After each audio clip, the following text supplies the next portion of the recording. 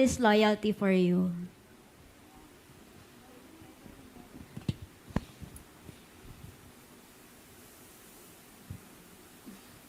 Loyalty for me is being contented.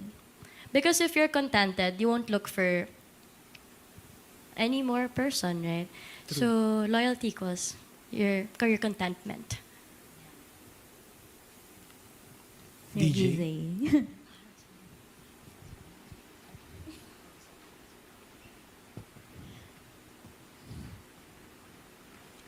Alam mo sinong pinaka-loyal?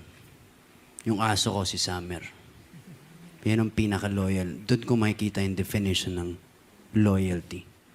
Na kahit ano man ang pinagdadaanan ko ngayon, kung ano mang sitwasyon ng emosyon ko ngayon, sino ako ngayon, tatanggapin ako ng buong buo nun.